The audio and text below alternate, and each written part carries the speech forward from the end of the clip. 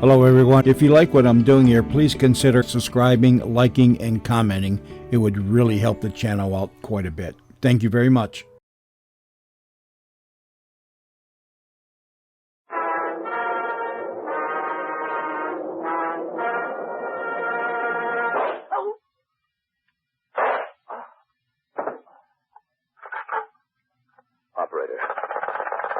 Operator, get me the office of John J. Malone.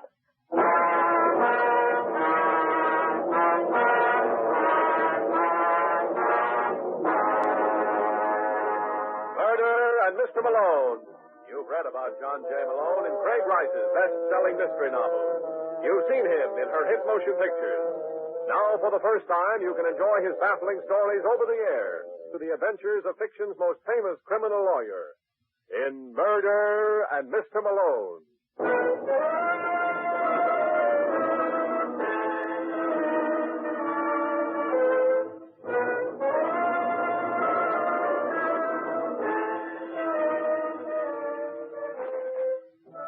Malone is the name. John J. Malone, attorney and counselor at law. They say one of the qualifications of a good lawyer is a sense of humor. I wouldn't know about that. For example, I never could appreciate the humor of a certain Mr. Charles Morgan.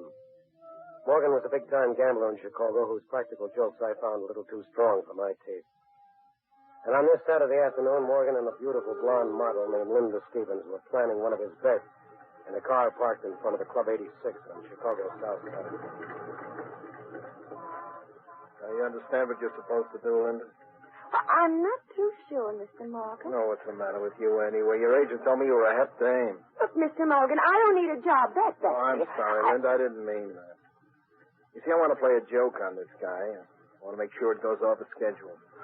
Well, the more I hear this joke, the less I like it. Well, I tell you, there's nothing to worry about. This fellow's a good friend of mine. Well, then why do something as silly as that? Just to settle a bet. He thinks he's a great little man with the ladies, and I bet him $50 he was wrong. But, Mr. Morgan, you promised me $100 for this job. How can you possibly win? You don't understand. It's not the money, it's the principle of the thing. Just want to make a sucker out of Davis. Davis? Yeah, his name's Paul Davis. He's a thin little guy with red hair and pop eyes. You won't have any trouble spotting him. He owns the joint. He'll be in the corner booth. But suppose your friend doesn't show any interest in me. You haven't taken a good look at yourself in the mirror lately, have you, baby? I'm not at all worried. When Davis sees you, he'll start baying at the moon. But at the beginning, you want me to act inside. Right. That's so he shouldn't become suspicious. Then thaw out and let him buy you a couple of drinks. And after that? Well, he'd probably want to take you out for the evening. You tell him first you have to make a stop at your apartment. I don't think I like that, Mr. Morgan. What's there to not like? Perfectly on the up and up. When you get to your place, I'll be waiting for you. And that's where you're going to tell Mr. Davis it's just a joke? Yeah. I can hardly wait to see him when he learns it's a gag. Why, I'll bet he'll practically die laughing.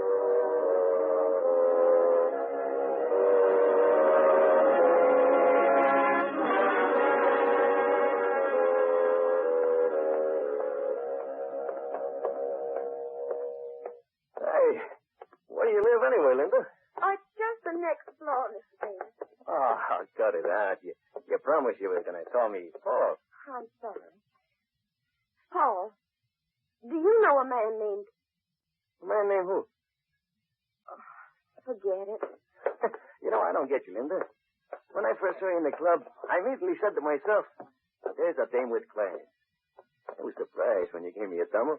Well, I don't often do things like that. It was an impulse, huh? Uh-huh. Yeah, I understand. I get 'em all the time.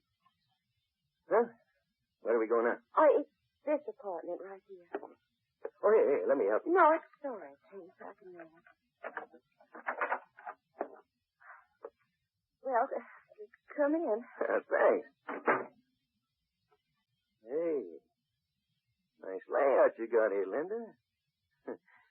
I think I'm going to like this. I wouldn't bet on that, David. Morgan. Oh, then you do know each other. You dirty little double-crosser. Oh, no. He told me it was a joke. Well, the joke's over now, honey, so you can beat it. Now, see here, Mr. I Morgan. said beat it. If you're a smart girl, you keep your trap closed. Now, go on. I Listen, Morgan. Shut up. I don't want any conversation with you, Davis. Just want my dough. What the? Don't welsh. 60 grand, you owe me. That. What do you think I was talking about? Well, you see, I'm kind of low, Morgan. I've been running in tough luck lately. From now on, it's going to get worse. You know, all the boys are laughing at me for letting you hang me up. Man in my position can't afford that, Davis. Might give other people ideas. Look, Morgan, suppose I pay you a little at a time. What do you call a little?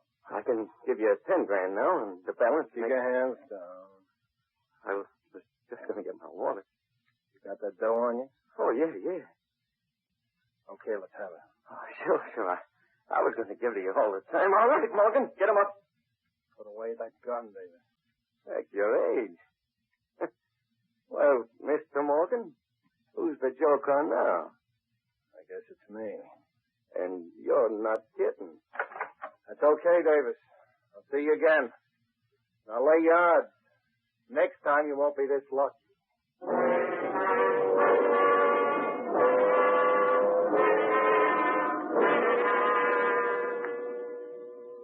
Now get this, Mr. Lyons, because you'll enjoy it.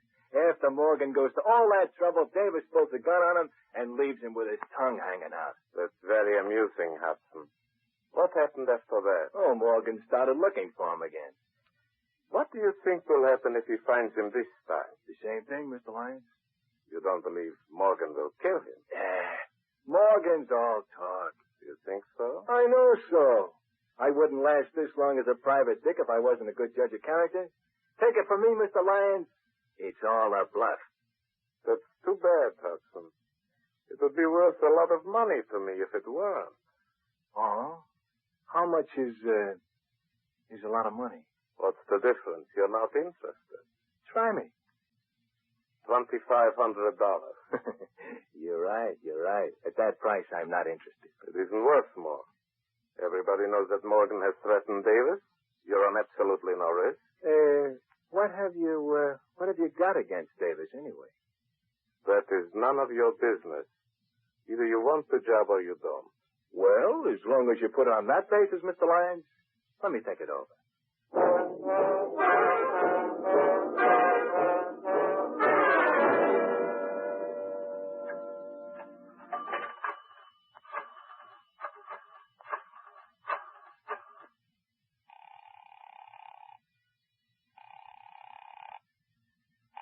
Club 86, good evening. Hello, Victor. This is Mr. Davis. Oh, yes, Mr. Davis. I'm in a phone booth at the corner of State and 46th. Anybody been around the joint asking for me? Several gentlemen. What'd you tell them? That I hadn't heard from you all day. Oh, good. Is Norma there? Who? My wife. No, Mrs. Davis has not been in all evening. Well, once she gets there, tell her that... Hey, cut that out. What's the trouble, Mr. Davis? Some jerk is in a hurry to use the phone. Hold it a second, Victor, till I take care of this fish. Yes. Listen, you, how would you like a good punch in the nose, eh? Out!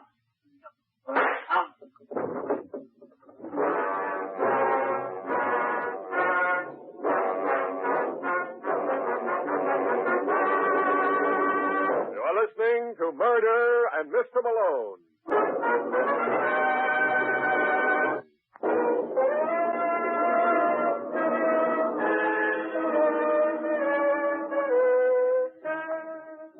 Well, as you probably guessed, Paul Davis never did complete that phone call. 35 minutes later, he was on a slab in the morgue, and the cops in Chicago were out looking for Charles Morgan. But apparently they weren't looking in the right places, for when I came home that afternoon, I found my door unlocked. No sooner had I opened it than I was challenged with it. That's you, Malone? What the devil? Shut the door. Now listen, Morgan. Shut it. Just keep your hands right where they are. What are you doing here? I'm hot. Haven't you heard? That still doesn't answer my question. I don't see why not. I'm wanted for murder. You're the best lawyer in Chicago. Doesn't it add up? Not to my liking, Morgan. You better get somebody else. Listen, Malone. Maybe I haven't handled it right, but I didn't kill Davis. Now, why don't you tell that to the police? You don't think for a minute they believe me. Suppose I told you that I don't either. Listen, Malone. I know you don't like me, but give me credit for a little intelligence. I was going to knock off Davis, but I shoot my mouth off all over town. So? I tell you, I didn't kill him. And who did? I have no idea. Okay, Morgan, I'll see what I can do for you, but first, I want you to surrender to the cops. Oh, no. And it's no deal. Now, wait a minute, Malone. I'll make you a proposition. I'm not interested. Oh, for Pete's sake, give me a chance, will you? Thought a man is presumed innocent till he's found guilty. You lawyers just say that because it sounds good. Well, we haven't... I'm convinced with any luck you can clean this up in a couple of hours. If you haven't by then, I'll give myself up. What do you do in the meantime? Stay right here. Now, what's to prevent me from walking out and calling the police? Nothing. Oh, you, just trust me, huh? That's right. Now, this is against my better judgment, Morgan. But you got yourself a lawyer.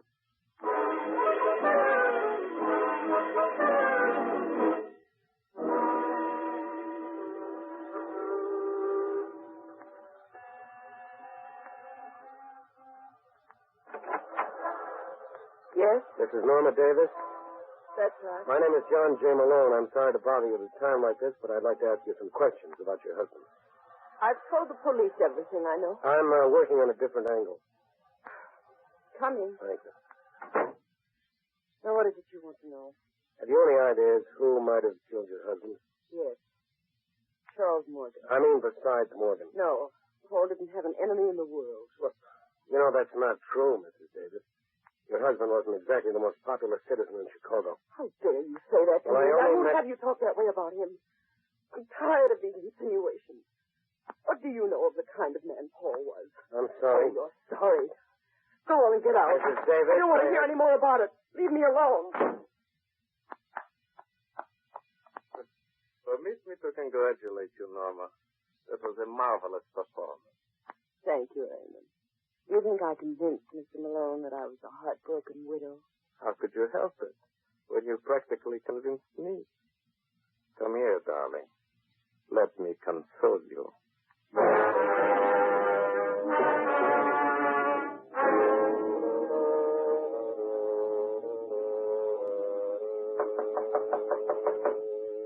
Just a second.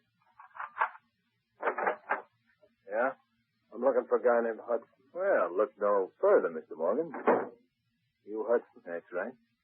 One of my friends told me you wanted to see me. He told you right. Care for a drink? Yeah, I can stand one. Yeah, help yourself. The bar's in the corner. Pour me one while you're at it. All right. You're in a bad spot, Morgan. You bring me up here to tell me that? Yeah. You see, I know who killed Paul Davis. What? You heard me. That one mine? Yeah. How you fix the cash? What do you mean? I got a lot of information to sell, and it's going to the highest bidder. You mean you can clear me? I'm not doing any more talking until I see the color of your dough. How do I know you got merchandise? Oh, I'll give you a sample. Did you know that Davis's wife was two-timing him? What's wrong? That's all you get for free. But you can use that kind of stuff, can't you? Listen, Hudson, I want you to talk to Malone. Who? John J. He's representing me. Are you kidding? No. You talk to him? Oh, sure. Provide and I can make a buck. Don't worry, I'll take care of you. Now, I'm going back to Malone's apartment. I want you to call him there in about 45 minutes. You tell him what you told me about Mrs. Davis. Oh, no good, no good. Get the dough up first. Now, look, Hudson, I only got $1,000 on me. I'll give you another $4 the next time I see you. Okay, Morgan. You got yourself a deal.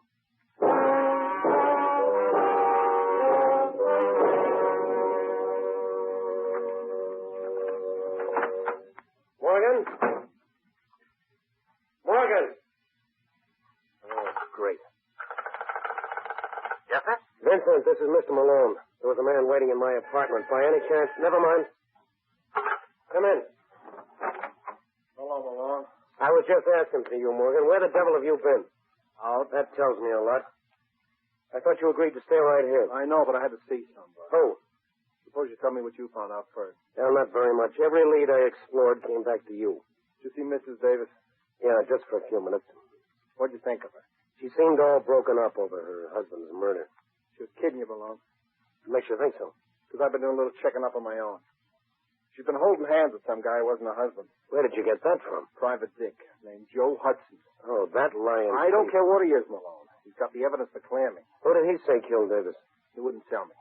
But I made him promise to talk to you. Should be calling you any minute. Morgan, I wouldn't trust that guy in a stack of Bibles. What did you give him? Give Yeah, a guy like Hudson doesn't talk for free. What did you promise him? $5,000. Well, you better save your money. I tell you, you can clear me, Malone. It's probably him now. Hello. That you, Malone? Yeah, that's right, Hudson. I take it that you've talked to Morgan. Yeah. Well, what do you think? What I think is unimportant. Morgan tells me you can clear him. Sure, for a price. Oh, well, I'm not interested. You gotta talk to him, Malone. I don't like it, Morgan. Neither do I, but if this guy can save Well, make up your minds, boys. Okay, Hudson. We'll be over in an hour.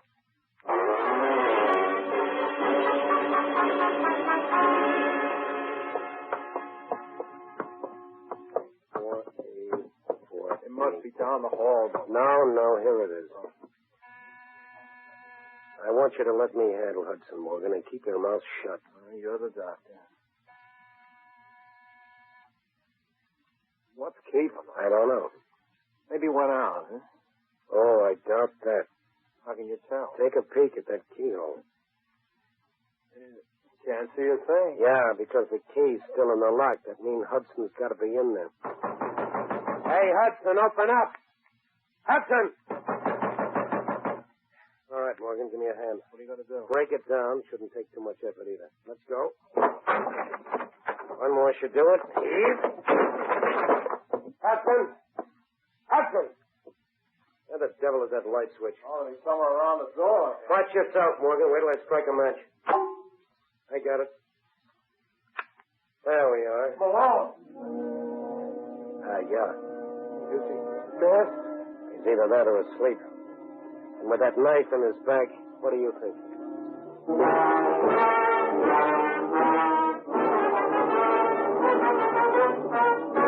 You are listening to Murder and Mr. Malone.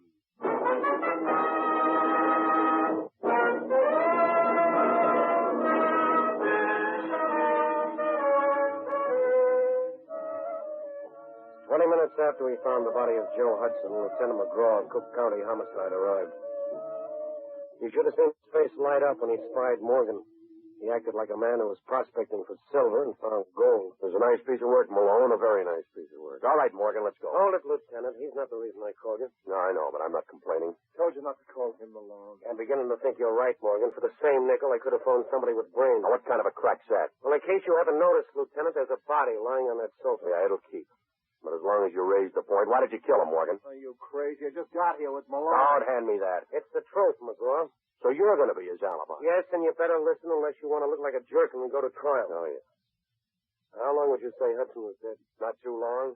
The body's still warm. Could have been anywhere from 15 minutes to 3/4 of an hour. Well, that lets Morgan up. But I don't see how. Because he was with me every minute from the time I got Hudson's call to the time we broke down the door. The whole business took at least an hour. Your word's not good enough, Malone. Okay, if you don't believe me, you can check with the switchboard at my place in the doorman downstairs. Yeah, I'll do If just that's that. not enough, I'll dig up the hacky who drove us over. Well, that still doesn't mean Morgan couldn't have killed Davis. Oh, use your head, Lieutenant. You know both these murders were committed by the same party. Hudson knew who it was. That's why he was killed. I still say it was Morgan. Oh, you're crazy. Hudson was going to clear me. Keep quiet, Morgan. All right, Lieutenant. I'll advise him to confess if you can show me one thing. What's that? How did he get in here? You can see the only door was locked from the inside. So what? He could have used the window. Oh, yeah? Well, take a look. Yeah, there's bars on it. That's right, and nobody but a midget could fit through the opening. Then there must be another door. Forget it. There isn't. Well, then it was a physical impossibility for anybody to have killed Hudson. Yet it was done. How? I can't tell you, but maybe I can take you to the little lady who can.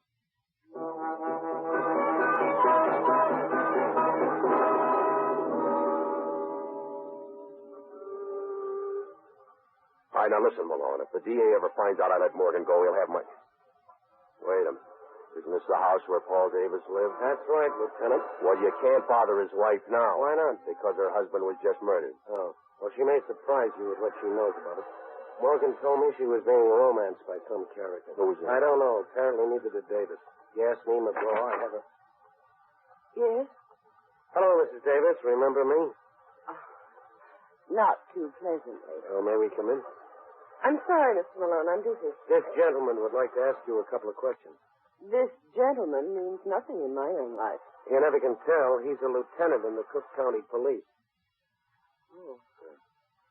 Well, it's just that the house is in such a mess. Well, we promised not to stare. Who was it, Norma? Norma! I think you're being paid, baby. It's nothing, Raymond. For a moment, darling, I was... Hello, Lyons. Malone. Lieutenant, I can explain everything. Sure you can, but suppose we do it downtown, huh? Downtown? It's customary, Mrs. Davis, when the police are questioning suspects. But we've done absolutely nothing. Nothing but murder your husband and a man named Joe Hudson. That's a lie. Do you deny that you and Lyons were busy in the romance department behind your husband's back? Yes. And what's Lyons doing here now? He's just helping me. Like he helped you murder Joe Hudson? No. Just a moment, Mr. Malone. I thought this gentleman was the officer of the law. Yeah, you're right, Lyons, but if you think my questions are going to be any less embarrassing, you're in for a bad shock. Joe Hudson was murdered at 10:45 tonight. Now, where were you at that time? With Norma, here. That's right. Oh, now that's what I call a wonderful alibi, Lieutenant. Too bad there wasn't anyone else around to substantiate. Oh, but there was, Mr. Malone. A justice of the peace in Cicero. I think he may remember us. Why should he? Because I gave him $100 to perform the marriage ceremony that made Norma here Mrs. Life.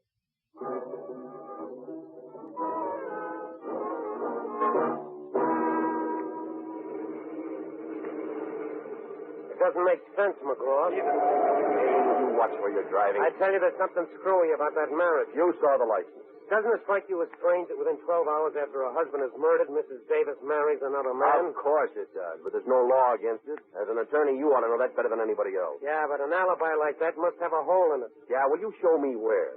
And after you do that, show me how either Mrs. Davis or Lyons could have murdered Hudson. If it was a physical impossibility for Morgan to kill him, it applies to them, too. Hold everything. Oh, what a chump I've been. Yeah, well, they say confession is good for the soul. I tell you, I got the answer to all of it, Lieutenant. On the level, Malone? Yeah, I know who killed Hudson.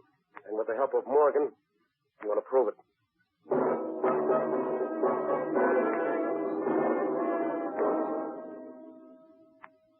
I don't see what you're driving at, Malone. I don't know anything about Mrs. Davis except what I told you before. Well, how did you discover she was seeing Lyons? I didn't know it was Lyons. All Hudson told me was with some man. How well did you know Hudson? I met him for the first time today. He got in touch with one of my friends and said he wanted to see me. Oh, well, that puts us right back where we started. Oh, look, why don't we drop the whole business, Malone? Yeah, you'd like that, wouldn't you? Sure. Cops know now I couldn't have killed Hudson. That's where you're wrong, Morgan. You mean they still... No. But I do. What are you babbling about? I know how you managed it. Do you? Yeah, it was pretty clever. I can't blame myself for not seeing it sooner. No wonder you insisted I go and see Hudson. Still waiting to hear you explain how I killed him. I'm saving that for the cops. Don't kid yourself, Malone. You've done all the talking you're going. Oh, put away that gun, Morgan. You don't think I'd be fool enough to come up here alone?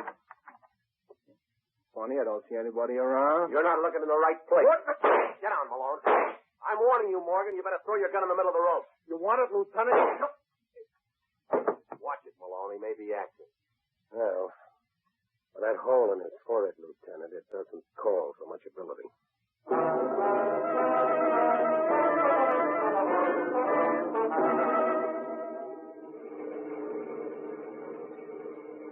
You can drop me off at the corner, Lieutenant.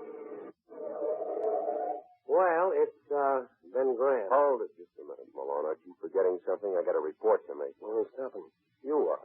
Well, you know that Morgan killed Davis. Oh, sure. I was the first one to say so. You should have stuck to your guns. Well, when you talked in all that razzle-dazzle about Hudson's murder, you kind of threw me. Don't feel too badly, Lieutenant. I was right with you. Of course, I'm reconstructing now, but this is what must have happened. Lyons tried to hire Hudson to bump Davis. Hudson said he'd think it over. When Davis was killed, Hudson knew immediately that if he didn't do it, Morgan must have. Well, I don't see how that follows. It could have been Lyons. Oh, if Lyons were willing to do the job, why did he approach Hudson in the first place? Oh, no, it had to be Morgan. When Hudson realized that, he tried to shake down Morgan. He even told Morgan if the price were right, he might be induced to frame Davis's wife. So Morgan played along with him, asked him to get in touch with me. Mm-hmm. Now we're coming to the part I want to hear. Well, when Morgan went to meet Hudson, he knew it would be the first of many such meetings unless he took steps. So he slipped a Mickey into Hudson's drink. Well, why didn't he kill him then and there and be done with it, huh? Well, because he needed an alibi. And I was it. No, well, I don't get it. It's pretty simple. He needed someone with him while he murdered Hudson. What? Yeah. Remember you said it was a physical impossibility for anyone to get into that room and kill Hudson before Morgan and I broke down the door? Yeah, I remember. Well, you hit the nail right on the head. It was a physical impossibility. So that means Hudson was killed while I was in the room. All right. Now, let me get this straight, Malone. You mean while you were hunting for that light switch? Morgan was hunting for a place to plant his knife. Wasn't he taking quite a chance there? How? Hudson was drugged. He couldn't make an outcry. A knife doesn't make any noise at all. Yeah. Well, that'll learn you. Now, the next time I say something, you'll listen. I told you Morgan was the killer all along, didn't I? Yeah, well, you'll have to forgive me, Lieutenant. I've been hearing so many radio shows, I forgot it wasn't unconstitutional for a cop to be right. Let's hope this establishes some sort of a precedent.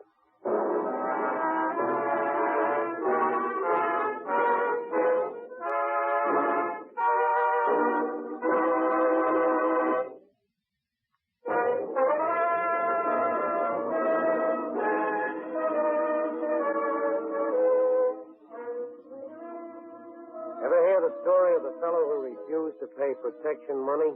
He believed in freedom of enterprise. He learned the hard way that murder is a bad business. I'll fill you in on the details next week, so why not pick me up at my office at the same time? I'll be waiting for you. Good night. Frank Lovejoy was starred as John J. Malone and appeared through the courtesy of Story Productions. Our program is directed by Bill Russo with music by Johnny Duffy. Murder in Mr. Malone is produced by Bernard L. Schubert. And now this is Art Gilmore inviting you to tune in next week. The events and characters depicted in this story were entirely fictional. Any resemblance to actual places or people, living or dead, is entirely coincidental. Murder in Mr. Malone has come to you from Hollywood.